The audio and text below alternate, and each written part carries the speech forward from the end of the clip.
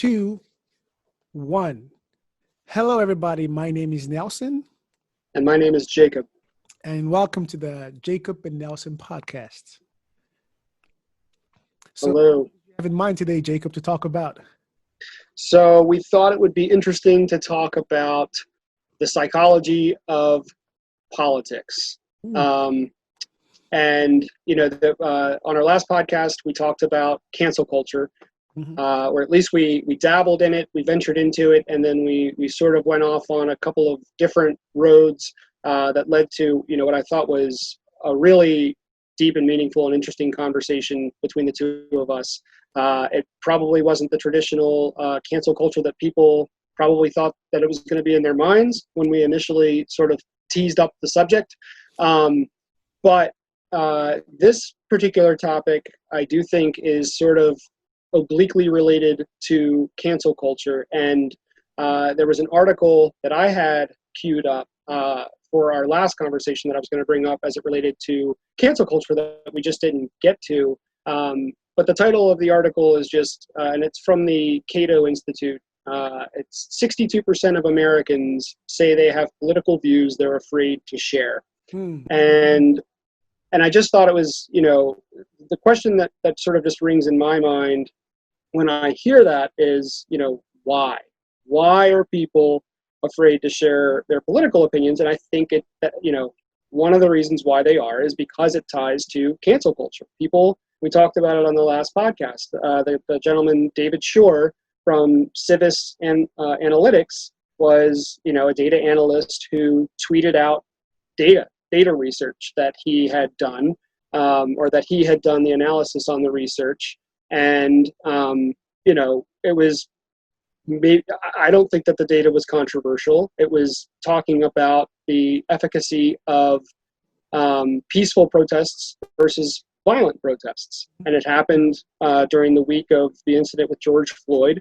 I didn't think that tweeting that information out was controversial because it was statistically true, it was scientifically true, but the point that you brought up was timing.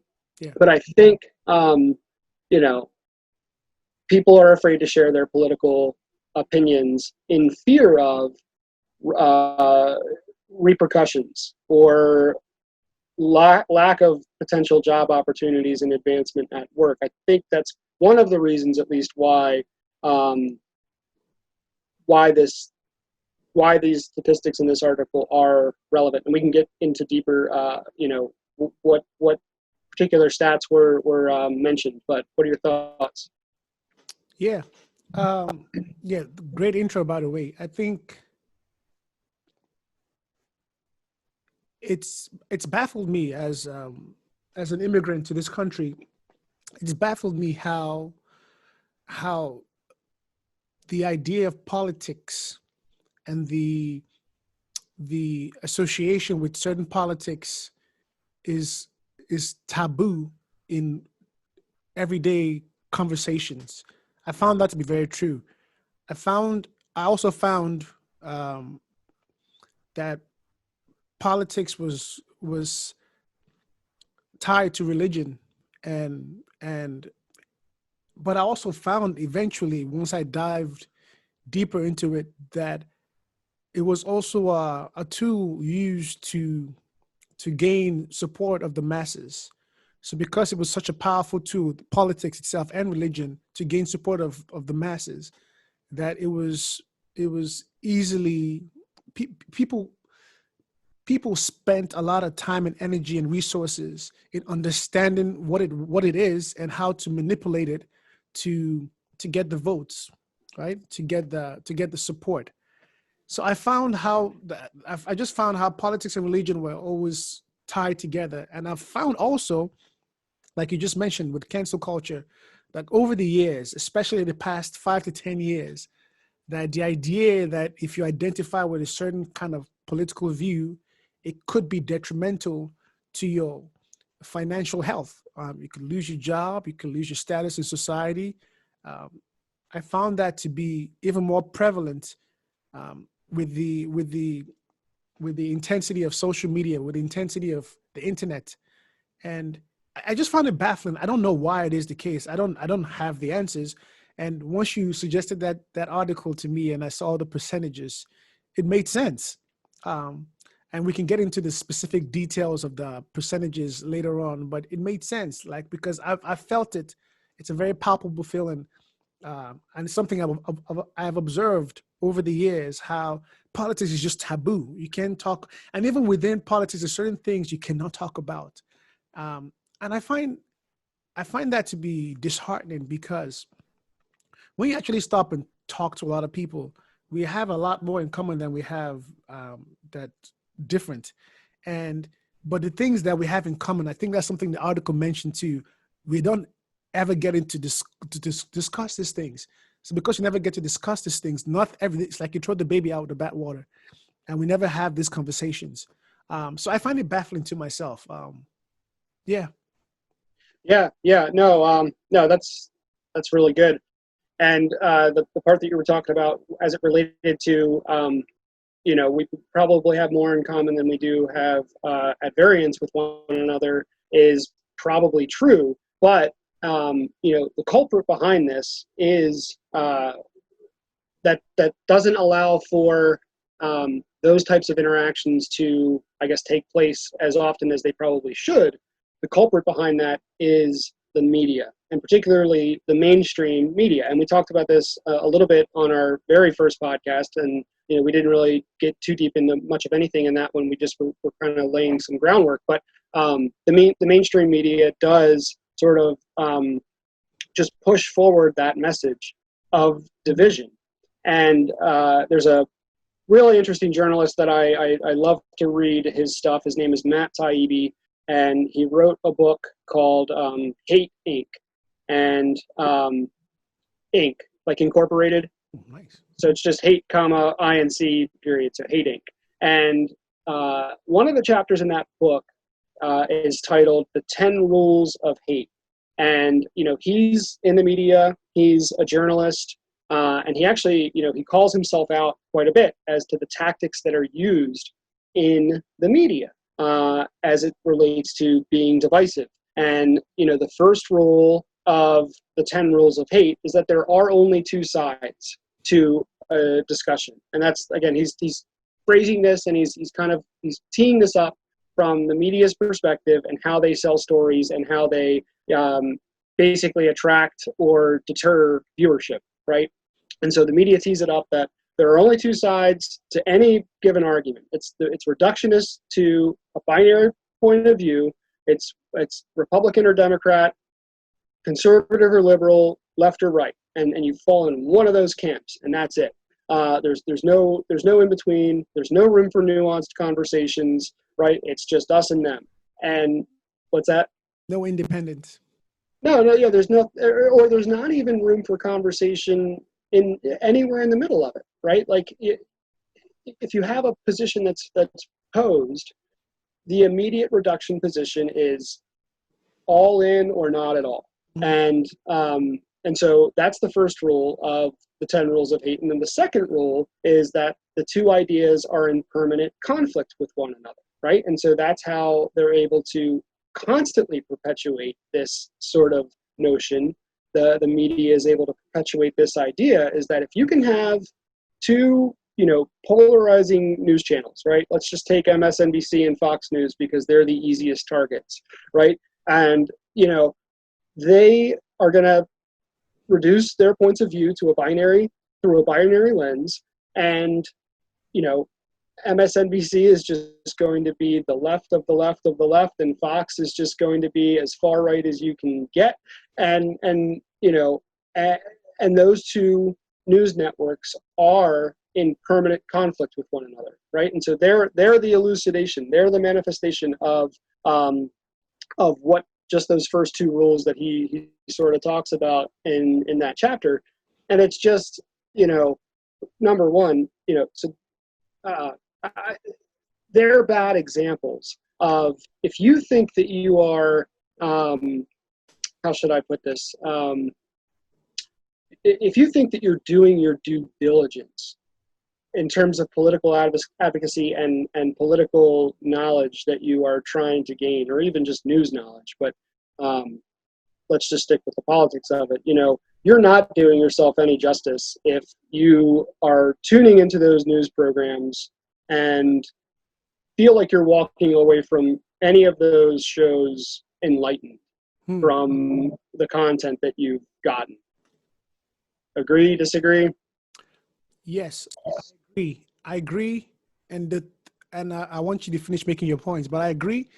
And the thing that came to mind, a couple of things came to mind, but the most recent thing that came to mind as you were talking was the idea of responsibility for the heavy lifting of getting the data we need to get in order to make our informed decision as to which party or whom to support in the political arena. The responsibility for the heavy lifting has been given to these media outlets. So that way, if you, let's say initially you were leaning more towards, let's say, left, and you tune into one of these networks that are very severely polarized to one end, it starts to corrode your viewpoints. Eventually you start viewing and believing the same things that they're espousing in these stations, because you've not taken the time to maybe balance that out by reading a different opinion, by watching a different opinion, by taking the responsibility to make sure that you do the heavy lifting for what you choose to believe. And this image came to mind. I'm the philosophical one here, as you can tell. I like to go into colors and imagery, but it's the image of divide and conquer, right? So in order to gain ground in the political arena, you have to really, really, hone down on what your ideology is, and figure out a way to get, loyal, followers. And what better way to gain loyal followers than to train them how to be loyal? And what better way to train them how to be loyal than to give them constant stimuli about, this is what we want you to believe every day, Monday through Monday. You just hear the same talking points, hear the same, you're in your own echo chamber, and eventually it becomes you. So the analogy I had was of a rubber band. If you take a rubber band, right, just imagine a rubber band in its resting state being something that is in harmony, it's in its resting state. There's no tension, there is no friction. It's just in its resting state. There's harmony. But when you start to stretch that rubber band, and I'm thinking more polarizing views, and you keep stretching that, eventually when you let go and they meet in the middle, it's violent, right? Which is why you find a lot of violent outbursts in the social media arena, where you say something, let's say you say something in support of this political ideology, but people on this end disagree, but then when they meet in the middle, instead of discourse and civil discourse, it tends to be like a violent, this you, F you, that, and it's just like a cursing match. And so I think it's the responsibility of doing the heavy lifting for our social and political views. But that is also a symptom of the world we live in, where there's just so much stimuli, and we can only take so much with our senses. So we choose to pay attention to what we choose to pay attention to. And sadly, sometimes those things we pay attention to are very polarized. Yeah. And so just a couple of the points that you were just recently just now making, where it was just, if you feed into these certain news networks and that's all you are sort of absorbing and taking in on a day in and day out basis, I mean, that's confirmation bias 101, right? Like that is, I've made up my mind as to what my belief is, and I'm only going to seek out information and data and stories and news articles and news anchors that constantly confirm my beliefs. I'm not going to listen to the obverse side of the coin. I'm not going to listen to any type of counter information that could speak against what it is that I am believing. I'm just going to confirmation bias myself all the way to the ground. And it's not useful. It's not helpful. And all that ever does is it does create that more and more division. It creates more and more divisiveness. by nature, right? Because you have people on both sides that do it. And so if you have people on both sides who are constantly confirmation biasing themselves into the ground, well, what's that going to do? That's only going to be more fuel for the fire when those harsh and sort of vituperative comments come out on social media, right? And like that's what they're meant to do. And that's the point. The point of that is, right, like we talked about it, like that's Fox News's business model is pretty set, right? Like you know what you're going to get. MSNBC, CNN, right? Like their customer acquisition is, they know what they want and they know what they're selling, and the customers who are tuning into them on a weekly basis. If you know the punchline, a joke's not funny, right? True. I mean, if you know the punchline before you go see a stand-up comic and you can do his or her act better than they can, then why are you tuning into it, right? And so that's kind of what mainstream media feels like to me, where it's just like you just know before you even get into it which direction the stories are going to go, and so it's just it's just not a comfortable thing, I think, for a lot of people to break out of that comfort zone and say, okay, well, wait a minute, let me challenge my ideas. Let me challenge the things that I think that I know that I've been told all my life.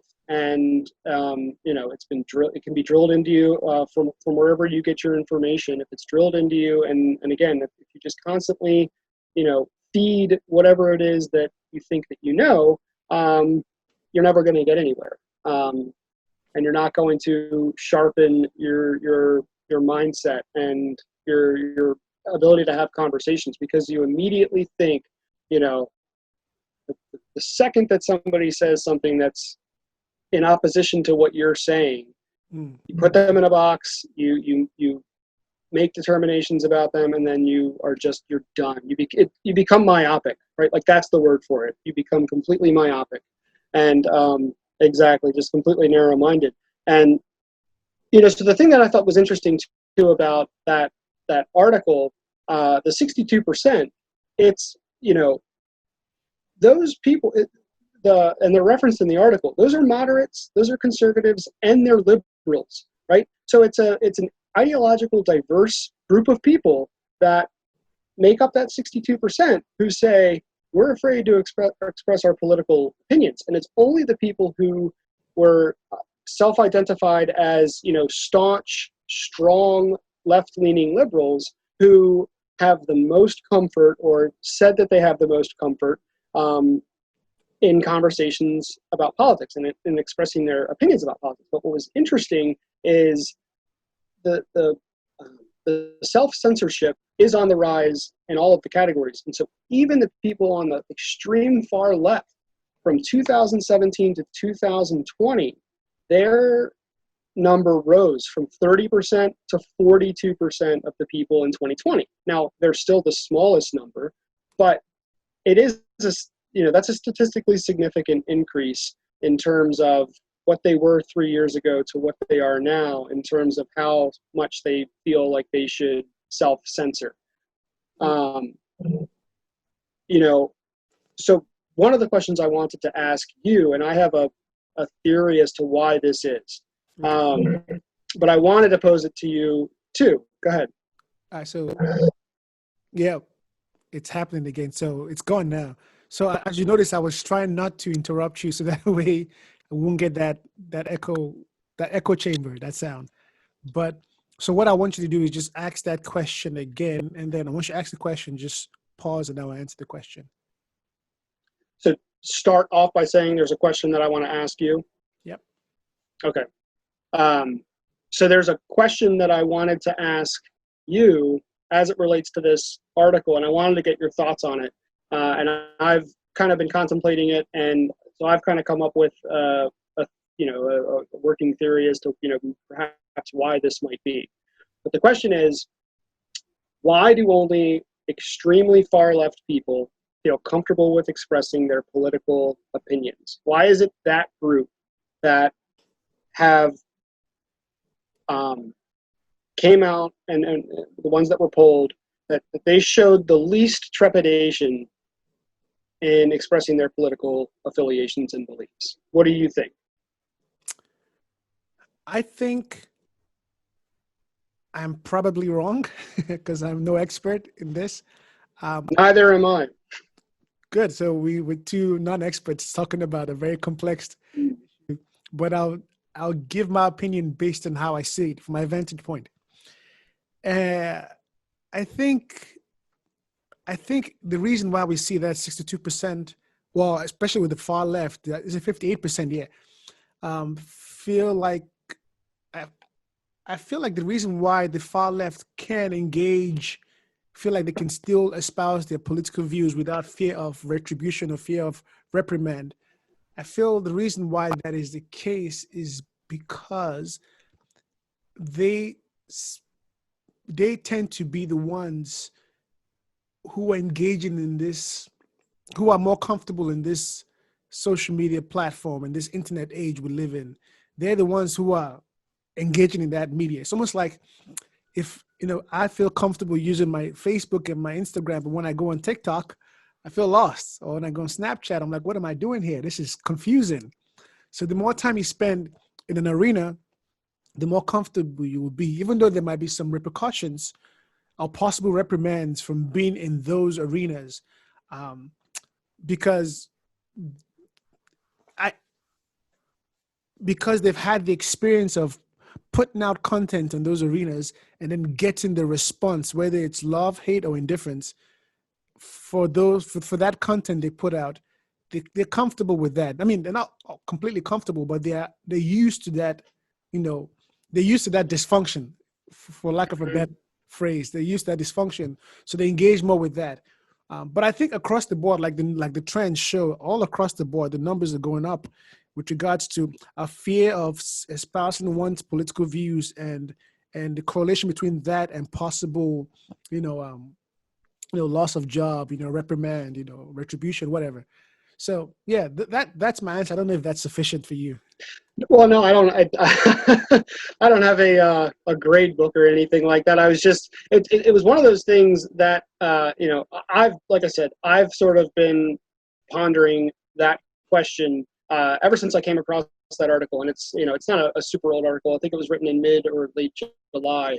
But that I've been thinking, okay, well, what is it about the left? And again, the further right that you get on the spectrum, whether it's staunchly far left liberals to moderately Democrat to moderates to just slightly right leaning to Republican to far right wing. Like the number, and I'm sure you saw in the article as it was showing the trends, the farther right that you got on that spectrum, the more trepidation there was and the more reservation there was with people to express their political opinions. And so, I looked at that and just thought, okay, well, what is it about the extremely far left that allows them to, without fear of reprimand, share their opinions? And so here's what I've come up with. And I judge me all you want. But I think the left has completely anathematized Donald Trump, right? And because of that, Trump is a Republican, and through the detestation of Trump, there's now a toxicity that's affiliated with that sort of parenthetical R that is placed after people's names that denote the political affiliation that they have for politicians. There's a toxicity to that R and the Republican political party, because Trump is Republican and he's the president and he's polarizing and he is divisive. And I also think that Trump and again, I'm saying that I think this is how it's sort of portrayed, right? So Trump and Trump supporters are synonymous with words like racism, sexism, white supremacy, xenophobia, misogynism. Like, you insert whatever epithet you want, whatever negative epithet you want it seems like the left has made Trump and Trump supporters synonymous with those terms. Are you with me so far? Yep.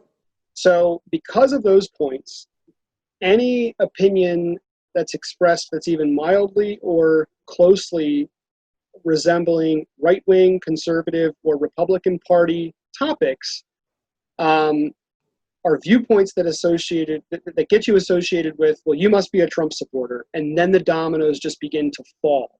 And then the next thing you know is you're a racist, you're a sexist, you're a xenophobe, you're a white supremacist. And so, but it's that initial anathematization of Donald Trump that the left has done that sort of gets people there, right? And so, again, let's take what's typically deemed a right-leaning or conservative-leaning viewpoint, right? I'm pro-life, right? Typically associated with people on the right. There are people on the left that hold that opinion, absolutely, right? But it's typically, and again, that's where the whole reducing stuff to binary doesn't do anybody any good, because, you should be able to have opinions that lean right and still be affiliated with the left, and you should be able to have opinions that lean left and still be affiliated with the right, right? But I forget the binary point of it. But so just expressing a political opinion that is typically associated with conservatives, I'm pro-life, you could see how that would spiral into a domino effect of, okay, well, you said you're pro-life, so I think that you now subscribe to everything on the political right gamut and agenda. And because you subscribe to everything on the political right Republican agenda, you must be a Trump supporter. And because you're a Trump supporter, and that term is synonymous with white supremacist and racist, you're X, Y, and Z. So that's at least why I think that the people on the left have the level of comfort that they do with expressing their opinions, because Trump's polarizing. The people that hate him really hate him, and the people that like him generally really like him. But it was shown even a popular vote with Hillary Clinton. He lost the popular vote by 3 million votes. He won the Electoral College in a landslide, but he lost the popular vote. And even in this upcoming election, it's possible Biden wins the popular vote by upwards of 5 million voters, but Trump could still win the Electoral College. And so I just think that, in numbers, in quantitative numbers perhaps, more people have, I would say, negative feelings toward Trump. And so that's why, again, the farther left you go down that spectrum, the more and more comfortable you feel expressing your opinions. What say you? Oh, that was really good. So I do my best not to interrupt, so that way we don't get the echo chamber sound. But I so badly wanted to just interject so many times, so I will try and collect my thoughts real quick. I think this is the first time, at least very audibly and very visibly, and very politically, that we've had someone in office, at least in my recent memory, that has been so divisive with the words and his rhetoric and it's just his mannerisms. There is a word they use called presidential that you would not accuse Donald Trump of being, and because that's the case, it's allowed for even more polarization. It's made it easier because, first of all, we already know that people don't want to take the responsibility to weigh the facts and make up their own minds. They allow different, echo chambers to help them with that. Just listen to the podcast you love. The confirmation bias is there. I believe this, they believe that, so I'm going to listen to them. And you listen more and more of that. And then your social media has algorithms that feed you more and more of that, right? So we get into this situation where we're polarized, and we're to make it easy on ourselves, because human beings like predictability. nature lacks predictability. We want to know if X and if 1 + 2 = 3. Nature lacks that predictability. We lack that predictability.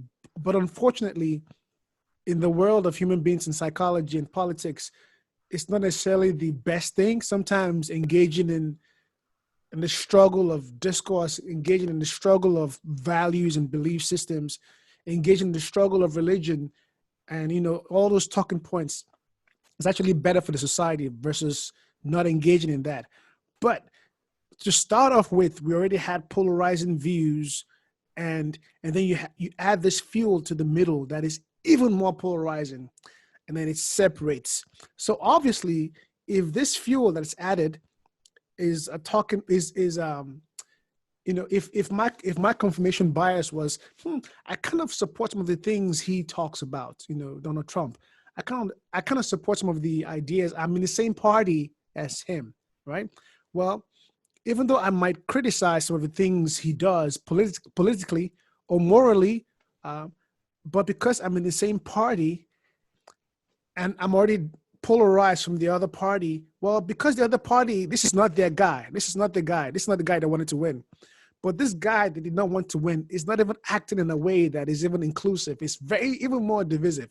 So I feel like he's that catalyst to cause even more polarization, right?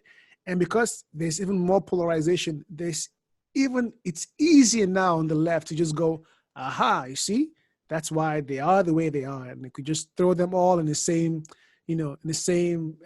sentence. They are all racist. They are all, sexist. They're all blah. And it's easier now because it's even more polarized. I felt like if we had a catalyst in the middle that was a voice for unity, that was a voice for harmony, that was a voice for inclusion, not exclusion, however you want to define that, but there was a voice for that.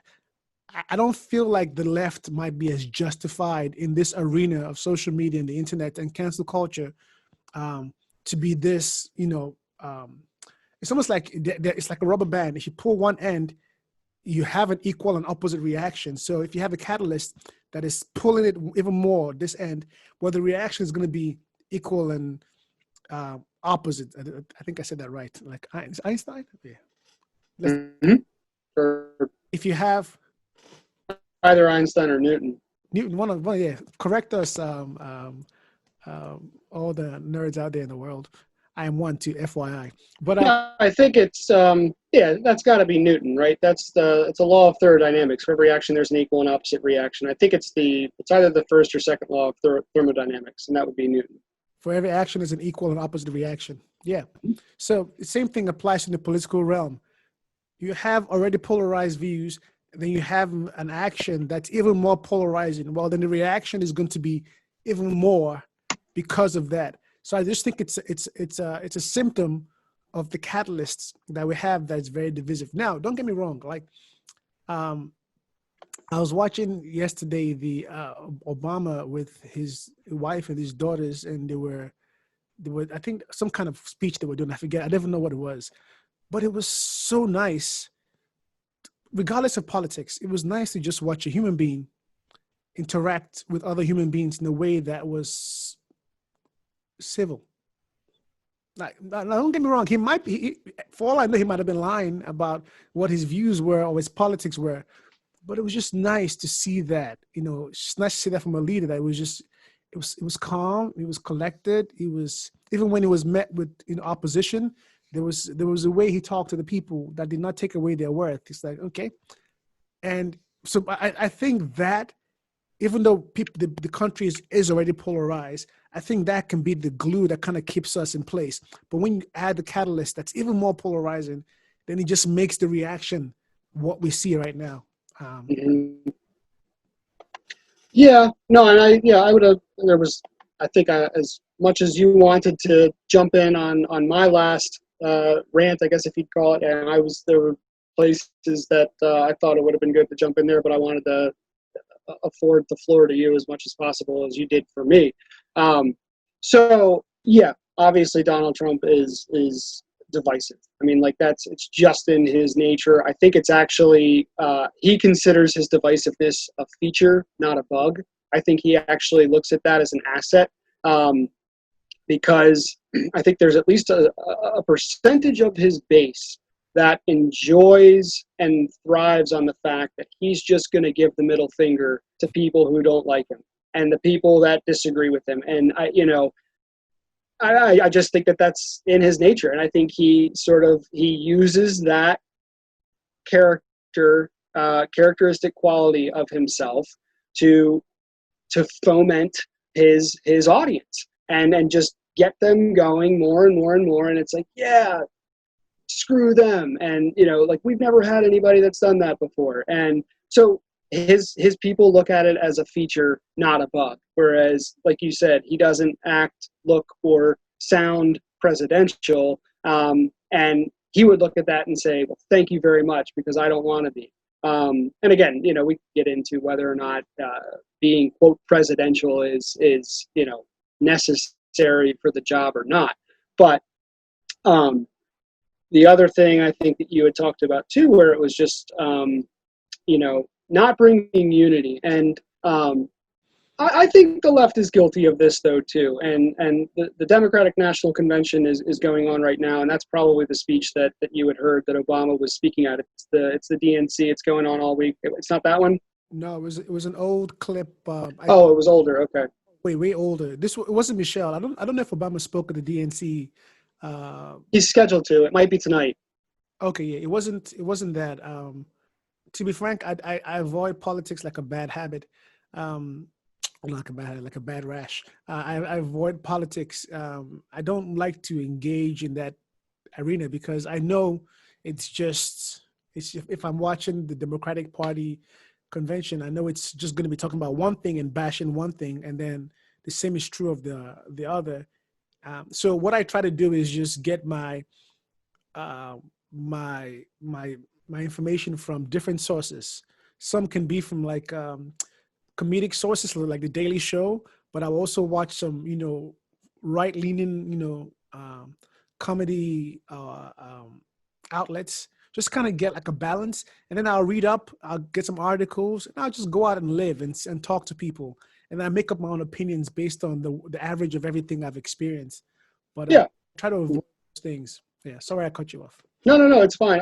I was just, I guess the only thing that I was going to say is that there are vituperations on the left as well. And that is going on right now. I mean, it's, their MO right now and their response to just about everything is, we're not Donald Trump. And, like that right there, that's not a substantive claim. I mean, yeah, maybe it is, but it's like, and I don't want to get too deep into the politics either, although I think I'm a little bit more interested in it than you have professed to be. But I mean, does anybody seriously think that Joe Biden is a viable candidate for the Democrats at this point? I mean, it's so sad that we're watching a man's mental faculties just absolutely deteriorate in front of our eyes, and he is just being schlepped along on stage. Yes, he ran for it, and yes, he claims to want it, but he is diminishing at an extraordinary rate.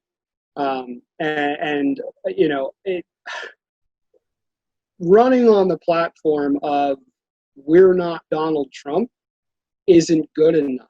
Like, the DNC should be as ashamed of themselves as the RNC was 4 years ago when they let Donald Trump win the nomination.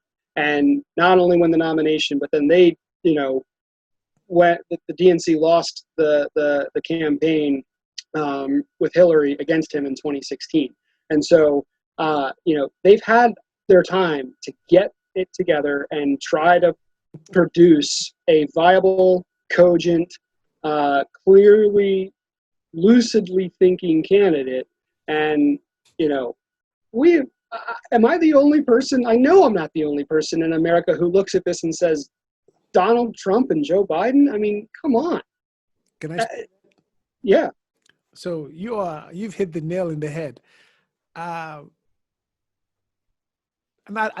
be very frank with you. I'm not aware of the politics as much as I should be or as I can be. I am actually very acutely aware of the their sensibilities and their mannerisms and just how they're able to carry a conversation in the interviews that I watch in passing. And I've seen enough to know enough to make up my minds about them. So obviously I don't want to bash them individually, but I think this what we've seen in the political arena, that is in America, is a symptom of neglect, especially with our leaders, because the RNC and the DNC are parties filled with leaders, supposed leaders within these parties. And like you said, if these are the best two candidates we can give to the world, at least in my opinion, I don't know about the next man, but in my opinion, if these are the best two candidates with regards to how they speak, what their mannerisms are, maybe even their superficial politics, if these are the best we can offer the world and say, world, this is what America, this is the best two candidates we have to offer, maybe the problem is not them. Maybe the problem is the parties. Maybe the problem is what we've neglected over the years. It's just coming back to slap us in our face right now. Is, hey, well, this is a symptom of a lack of leadership. Here you go. So I think that is more of the case with regards to.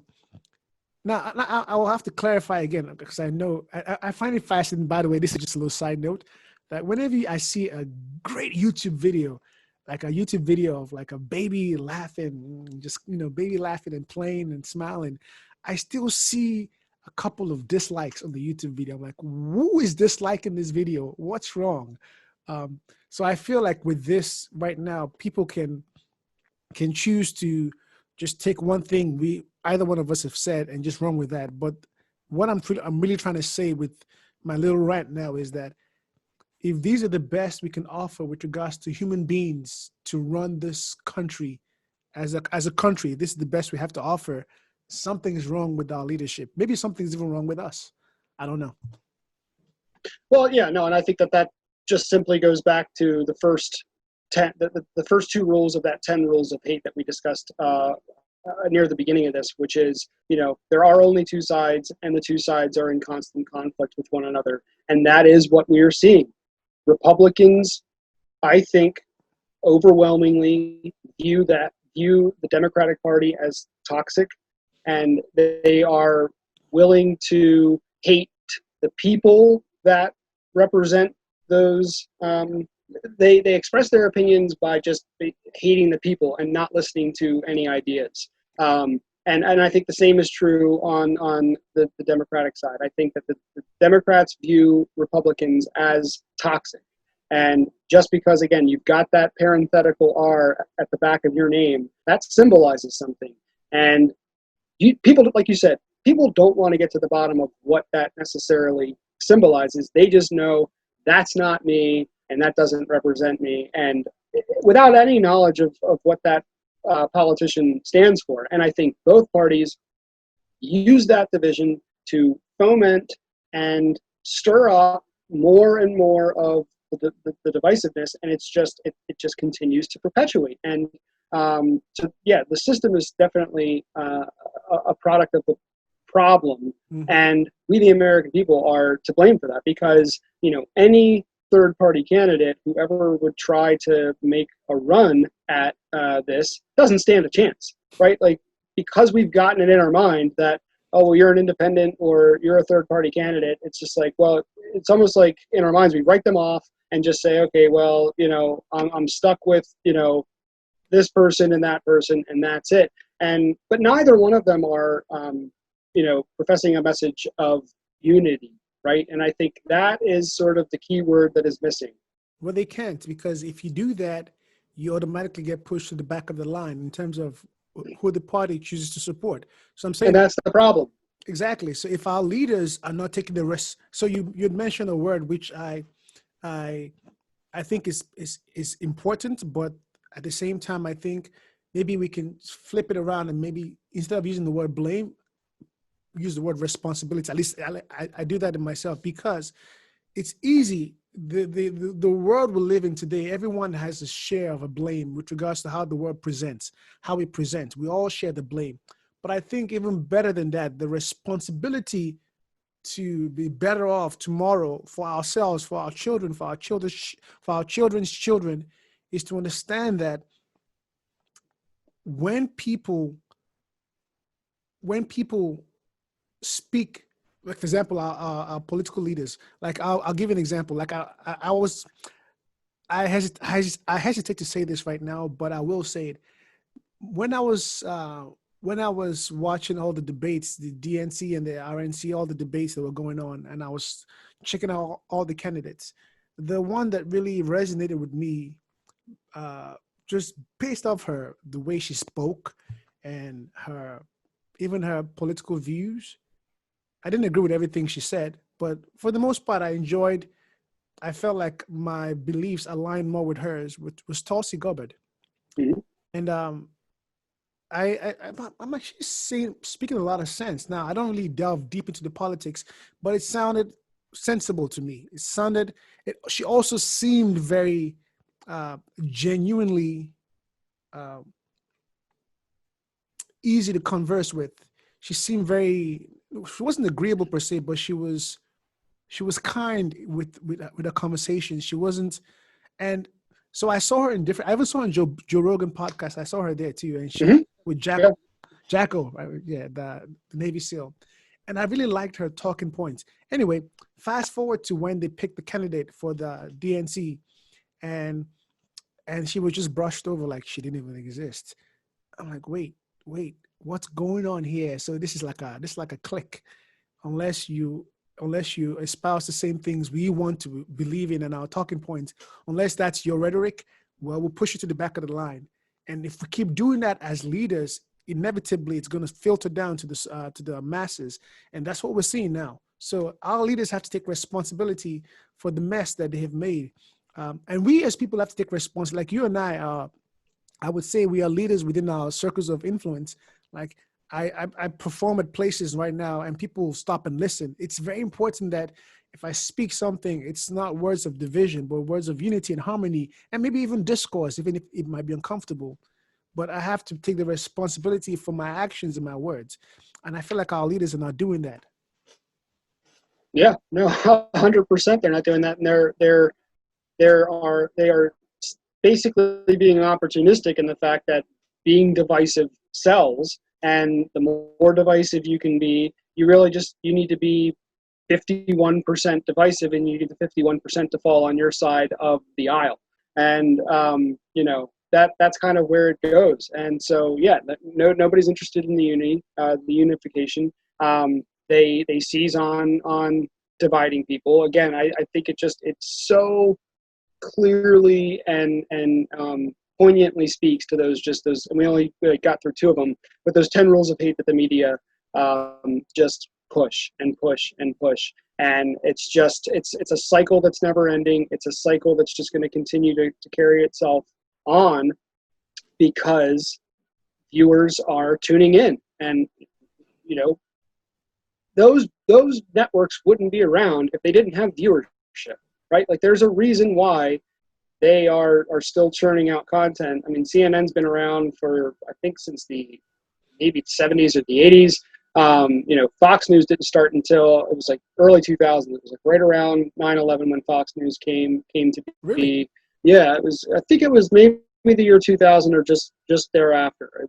They're newer in terms of being on the platform, if I'm not mistaken. But they're around because they have viewers. But it really is about getting to the core of issues, and it really is just about having those conversations that that can be difficult to have. But we shouldn't have 62% of Americans who are afraid to express their political opinions. The way that you work through those opinions is to have conversations about them and understand, how did you arrive at your conclusion on X point? Like, walk me through it, right? Because you might show something to me that I've never even considered, and I might what I believe because I've only believed it, and that's just what I know. And I'm not, I've never heard the other side of it before. But if you can't openly discuss the important matters, then the views won't even have a chance to have the opportunity to be scrutinized, understood, or reformed. And that's what it's about. It's about shaping those ideas. And like I said, I think it's one of the things that we talked about on our first podcast. I think it's going to be very thematic as we continue this journey. And you talked about being influential. This was something that I had a lot of reservations to do. Even I'm not a very public person. I tend to be a little bit more private and more reserved. So I'm out of my comfort zone doing this, 100%. So, but are you? Yeah, so am I. Sorry to cut you off, but I this is out of my comfort zone too. I do not like to. I I I love harmony. I don't like friction, but I welcome friction because I welcome struggle because I know only with struggle will I grow. If I'm comfortable as a voice that people listen to, if I just continue in my comfort and not just because what we're saying here is we're saying fight the power, but we're saying the systems that are in place right now, it's not healthy for us individually and as a society. It's not healthy. And like you had mentioned, the best way to get our health back up in terms of our political views, even our religious views or our social discourse, is to be open-minded and engage in conversations and and just go out. Like the thing that kept coming to my mind too is I think people feel like they are part of tribes, and if stray out of their tribes, they could be eaten by a mountain lion or by the other village can capture them and kill them. Like we feel like we're little tribes, and our life depends on staying in our tribes and identifying with the politics and viewpoints and values and belief systems of our tribes. When it's not the case, the world has shrunk. It's still wide, but it's shrunk, and I want people to challenge themselves. I guess this would be my last thing I say, so that way we can wrap this up soon. You can speak your piece, but the last thing I want to say is I want people to challenge. I'm speaking to myself too, but I want people to challenge themselves to seek out things that do not echo their belief systems, to seek out things that do not validate their points of views and seek those out and try to understand, like truly understand where the other person is coming from. And you don't have to agree with it, but just try to understand where they're coming from. Because if they're this passionate about their point of view, it must mean they think they are right. And if they think they're right, it behooves us to just stop for a second and acknowledge the fact that we understand where they're coming from. And I think once we can voice that to people that, hey, I actually get where you're coming from. I might disagree, but I get where you're coming from. How do we resolve this? Usually that tends to lead towards a different kind of vibe in the conversation. So people, challenge yourselves to just seek out knowledge, thirst for knowledge, seek and you shall find, knock shall be open to you, ask and you shall receive. Like, let's actually do that, as opposed to, like, if you watch Fox News Monday through Monday, something's wrong with you. Watch something else. If you watch NBC Monday through Monday, something's wrong with you. Watch something else. Go outside, go for a run, go talk to people, go volunteer somewhere, go do something to break you out of your norm, because if you stay in your norm, there will be no change. So that would be my advice, not just to everyone that's listening or watching this, but to especially you and I talking right now. Yeah. Yep. Yeah, I couldn't agree with you more. I mean, it's like I've said, it's been very thematic in our conversation. But there was a quote that I heard somebody say, and I'm going to paraphrase it because I don't know the actual quote, but it was basically the gist of it was, if your bookshelf, or not everybody, it's 2020, most people have Kindles now, but if your library and your Kindle doesn't have books from authors with opinions that you disagree with, you're not doing yourself any good, right? Like all you're doing is feeding that confirmation bias more and more and more. And it is challenging and to read stuff that you don't particularly agree with. But if you don't do it, again, that's myopia at its core, right? And it's just you're all you're doing is feeding into what you think you already know, and it's like you said, it's not beneficial. There's zero net benefit to it if you're not even willing to listen to the other side of an argument.